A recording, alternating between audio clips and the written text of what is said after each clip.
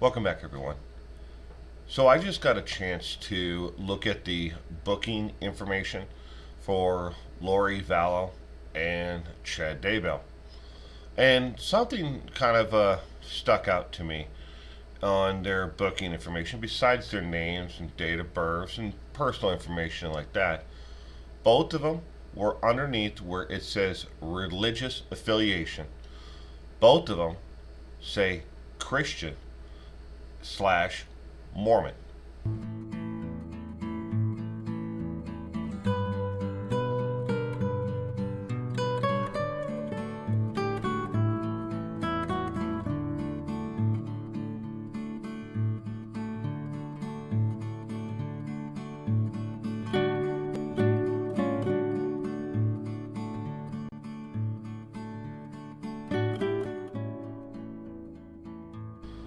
Now, regardless if you are religious or not, maybe you don't believe that there is ever been a God, that there is a higher power out there than yourself. When it comes to the Ten Commandments, think of them as basic rules of life. Just don't be a dick. Don't be a dick to others. Just live your life right. Think of the Ten Commandments that way. When it comes to Lori and Chad, how many of the Ten Commandments did they not break? The 10 golden rules of how to be a decent person in this world. Let's take a look at it.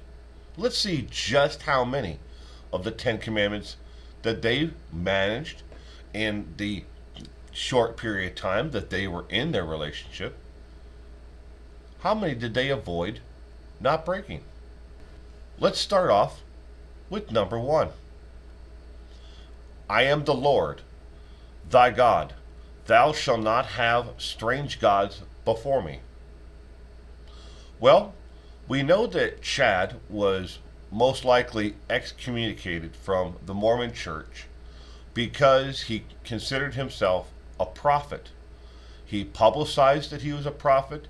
He told news reporters in interviews leading up to the release of his newest book that he was a prophet and that he was following a God that was not the God that we speak of. He was taking another God before him. Lori was also following right along. So we can strike number 1 right off the list, that they both took another God before God. Number 2, thou shalt not take the name of the Lord thy God in vain. Well, that's an easy one because they both did. They both not only took the God's name in vain, but they publicized that the God that everyone else follows in Christianity wasn't the real God. So we can strike that one off the list. Next, keep the Sabbath holy. Going to church on Sundays, a day of obligation. Well, no. The only time the two of them went to church was through a porthole, or when they would hold religious services where people would then give thanks to them, to Chad, to Lori, not to God. They saw themselves as gods. They saw themselves as prophets. So we can cross that one off the list as well. Number 4, honor thy father and thy mother. Love, respect, obedience on the part of the children. Care on the part of the parents of the spiritual and temporal welfare of their children. Obedience to the civil and religious superiors. There's absolutely no way that either one of them honored their superiors or anybody else. And they certainly didn't honor thy father and their mother They didn't honor their children. They only looked out for themselves. Selfish, narcissistic personalities. They only looked out for themselves. So we can cross that one off the list as well. Next one, unfortunately, is the worst of it all. Thou shalt not kill.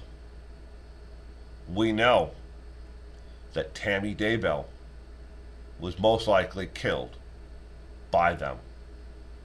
We know for a fact that Charles Vallow was killed by them, by their direction to Alex Cox. Alex Cox was killed because he was the last person who could turn in Lori and Chad.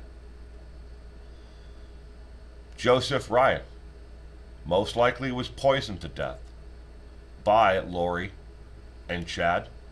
We may never be able to prove it because at the time his body was discovered, advanced rigor mortis had already set in, and any medications that would have been used to kill him to make it look like a heart attack would have dissipated from his body by the time his body was actually found.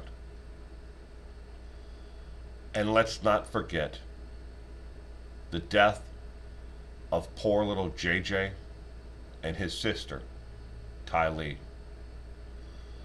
So you can cross off that list, the fifth, because thou shalt not kill is not something that any of them believed in. They believed in killing until they got their way. Number 6, thou shalt not commit adultery. Let us not forget that the relationship between Lori and Chad began while Lori was still married to Charles Vallow, and Chad was still married to Tammy Daybell. Through countless interviews between Melanie Gibb and Melanie Pulowski, they both spoke of Lori and Chad carrying on, being affectionate, even on the BYU campus when they would walk around the track, hugging, kissing, being affectionate. And Lori herself made statements that the two of them had rejoined into the holy matrimony, and that Chad spoke of them being married in previous lives and being reborn and remarried in this life. The ceremony in Hawaii would come much later, and that was merely a formality. And as of August of 2020, there is still no state in the Union, and that concludes every state in the Union, including Hawaii, Washington, D.C., and the Dominican Republic and Puerto Rico. There is no state that we can find an actual marriage license has been submitted for either Lori or Chad. If they are legally married, you cannot find the actual marriage license. I have checked personally myself. So they were committing adultery while married to Charles and to Tammy, and all their friends knew about it, and they carried on, and they didn't care about anyone. So you can cross that one off the list. They broke that commandment as well. Next, thou shalt not steal. Well, we know Lori broke this one. This one was obvious. She stole from Joseph Ryan. She stole from Charles Vallow. She stole from friends. Chad stole from Tammy. They stole from the kids. Before the kids were even dead, they stole their money. They stole what was theirs to further their ambitions in their church, their beliefs, their portholes, their visions of the world ending. They probably stole through coercion from people who followed them as well. So they definitely broke that commandment as well. Number 8. Thou shalt not bear false witness against thy neighbor. It's almost laughable. Truthfulness. Respect for the good name of others. Well, we know that Lori violated this one at every turn she could take. Every time somebody crossed her, did something that she didn't like, she took their name in vain. She badmouthed all of her exes, even as she was having them set up to be murdered, or they had just passed. She took their name in vain. She slammed them. She made fun of them. She mocked them, to outwardly to other people and to anybody who would talk to her at all. She didn't care. Chad most likely did the same thing. I don't have any direct evidence right now that said that he did, but I'd be willing to bet that he did. But we know for a fact that Lori did. Number 9. Thou shalt not covet thy neighbor's wife. Wow. So let's not forget again that Lori had been trying to lure Chad to her home for up to 7 months before Charles was dead. While still married to Charles and living in Arizona, she was trying to lure Chad down from Salem, Idaho to her home so she could have him there within her web. Call her the Black Widow, because every man who's ever come into her life is dead except for one. She coveted thy neighbor's wife, or husband in this case. Chad, married to Tammy, laying down next to her every night. And even on the night that she was dead, that she would die in her sleep, he coveted Lori. He wanted Lori with him. He was already carrying on the affair with Lori. And everybody knew it. It was obvious. He had moved into the townhome in Rexburg with her. Days and days on end, he would be there. What was he telling Tammy? That he had business to go take care of? What was the story? What was the lies that he was telling Tammy before she would die? Every day, that man laid down next to a woman who was not his wife. Covet thy neighbor's wife. They both destroyed that commandment. They didn't believe in it. They just looked at it and it's like, it's nothing. Who cares who else we hurt, as long as we're happy with each other. Number 10. Thou shalt not covet thy neighbor's goods. Again, all along the way, both of them coveted everything that somebody else had. Lori saw something that somebody else had, and she had to get it. She had to take it. She had to find a way to get it. All her life. In a minute here, I'll address that, and I'm going to paint it in a way where you will understand just a little bit better of who Lori Vallow is. But Chad wanted the success, the acknowledgement, the following. He wanted people to listen to him. He wanted people to believe in what he had to say, to believe in his visions. And along that way, he saw other authors and other people who were out there who were spiritual leaders, and he wanted what they wanted, what they had. He wanted to follow their footsteps. He wanted their things. He coveted what others had. 10 commandments. 10 commandments, 10 rules to follow your life by. 10 rules to not be a dick to other people and to live your life in the right way. Basic rules of life. Neither one of them could follow even the basic 10 commandments. And they called themselves Christians. Remember, they called themselves Christians, but they couldn't even follow the basic covenants of the Christianity. And before you question it again, before you think about it, the Mormon Church doesn't believe that you should destroy and toss away the 10 commandments. It's the foundation of what it's all built on. Now to Lori. Look at the complete picture of Lori. Growing up, Lori was always behind the shadow, never in the spotlight, always seeking the spotlight. Growing up later on, entering pageants, she wanted that spotlight shined on her. And when the spotlight dimmed and it shined on somebody else, or the attention of her family and her friends waned and went in another direction, she wanted that spotlight back on her so bad.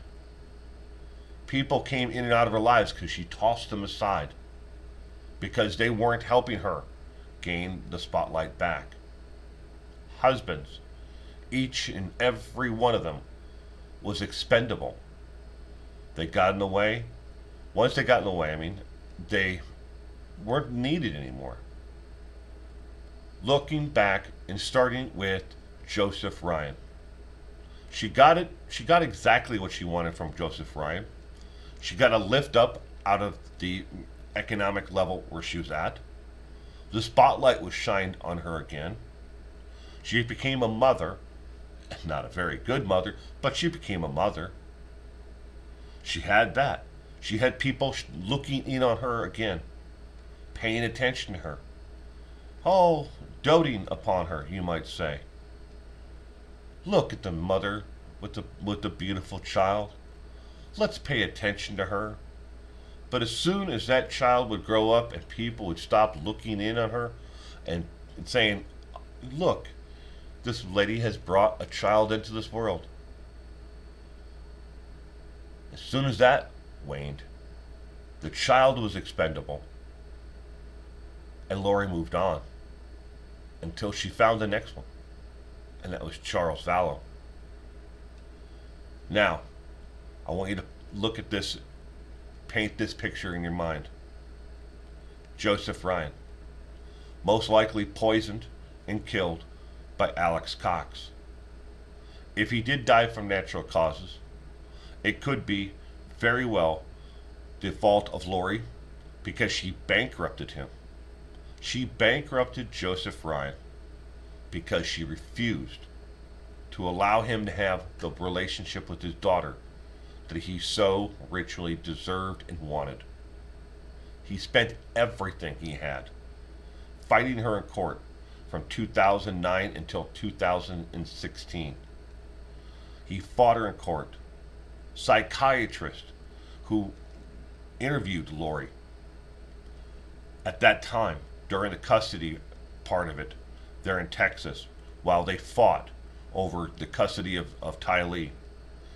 Lori Vallow told the court, appointed psychiatrist, that death was not out of the realm before she would allow Ty Lee to go with her father for even a visitation.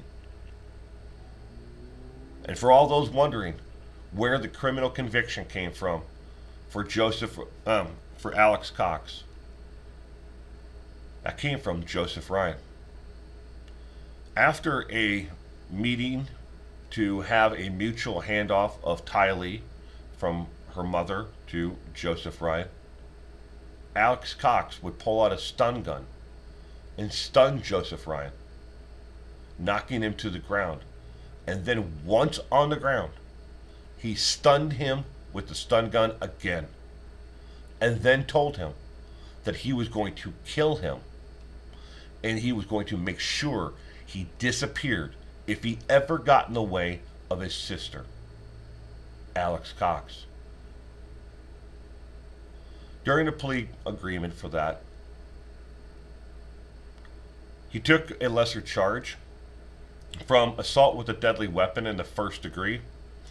He took a plea down to assault and battery with no weapon enhancement, and he served 3 months in jail.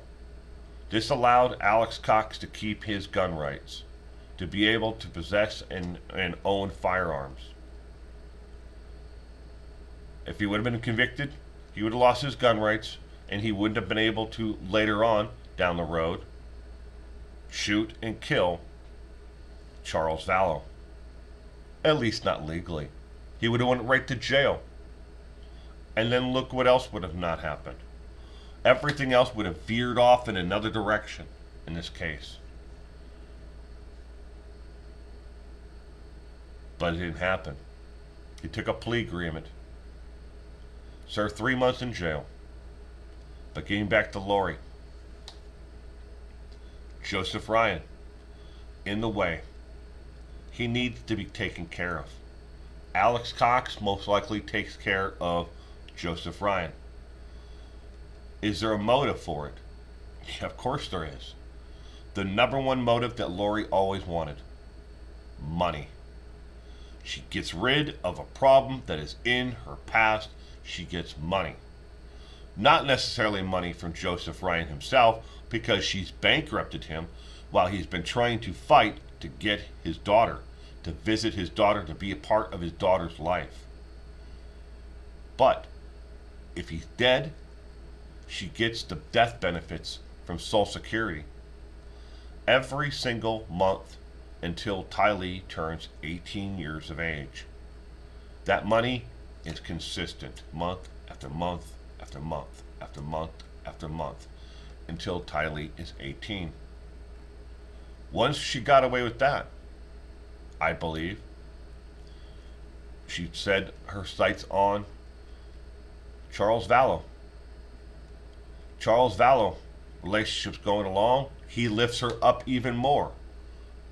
Economically, she's got more money, more freedom, more ability to do things. They adopt JJ. They bring him into the fold. Everything's going good for a little while. Now she's got that money. But going back to Joseph Ryan is gone. She got money coming in from him. Get rid of Charles. She gets the same death benefits from Social Security for JJ. Month after month after month after month. And on top of that, Lori Vallow believes that Charles Vallow has $1 million life insurance policy, and that she's going to get that $1 million tax free, ladies and gentlemen, tax free. She believes she's going to get that money. But then she finds out, no, Charles has changed the life insurance. It's now going to K. That speeds up everything else. She's got 2 checks coming in month after month. She spends that money month after month like there's no tomorrow. Remember, for a long period of time, Lori's not been working. She's got no other income coming in. She's living off of the money that the children are supposed to be getting, death benefits from their father.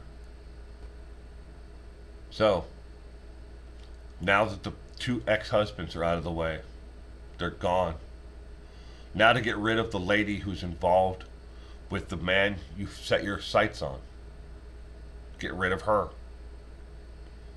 Then, you got to get rid of the children, because they're just a weight around your ankles.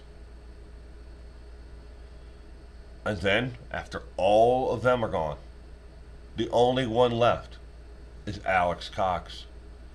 Alex has got to go. So one by one, by one, by one, by one. Once they're all gone, Lori is free. Free to go on to Hawaii, to be herself, to move on to the next chapter the next con, the next way to make a buck. But see, as long as the Social Security Administration doesn't know that JJ's dead and Tylee's dead, they keep on sending that money every month, again until they're 18. She never expected someone like Kay Woodcock would step in and be a thorn in her ass, and then make the authorities look in on her life and say, "Where are the children?" She never expected that. Let us not forget, if it wasn't for one person in the Christopher Watts case, Nicole Atkins, if it wasn't for her, Chris would have gotten away with the murder of his wife and children for a long time, if ever was he to be caught. But because of Nicole being a thorn in Christopher Watts' side, in his ass, that case got solved in quick order. Because Kay was a thorn in Lori's ass and side, it sped it up. Now what? She panics. They grab as much cash as they can, and they vanish. They get a little vacation in Hawaii before the entire world crumbles in on both of them. The complete picture. First, you got Joseph Ryan gone. Then Charles Vallow, Tammy, the children. The only one left at the top before the complete circle. Now you have to get rid of Alex Cox. Either kill him yourself or convince him that he needs to die himself so he can move to the other side of the veil, because he already believes in everything that you've been teaching him. Once he's gone, there's no one to connect all these murders back to you. It's circumstantial at best on everything right now what the state has.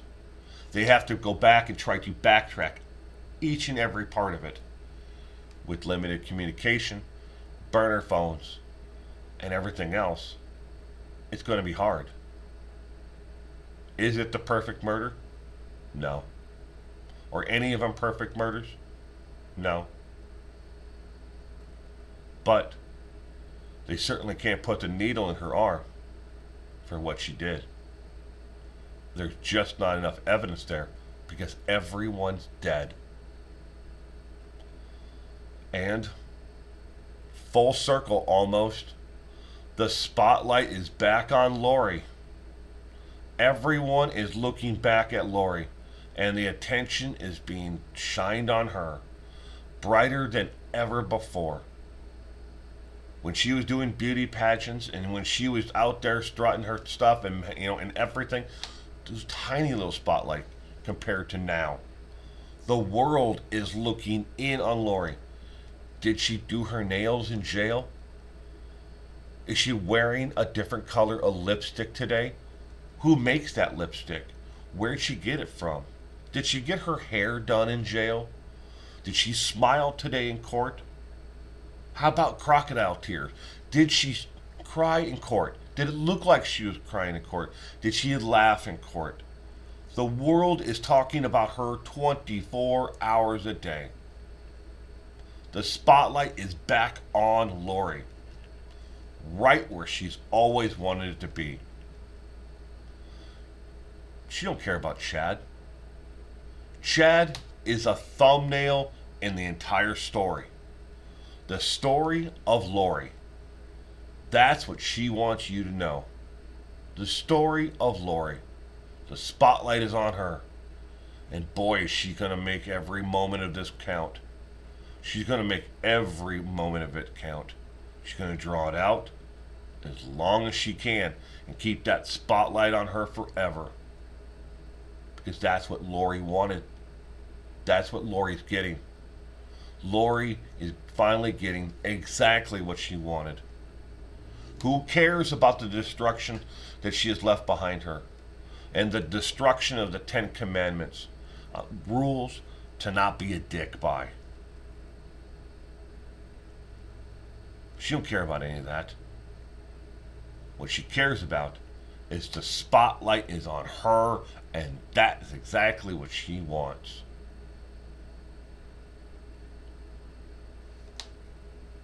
Thank you for joining me today. Try not to be a dick to people. Stay safe out there.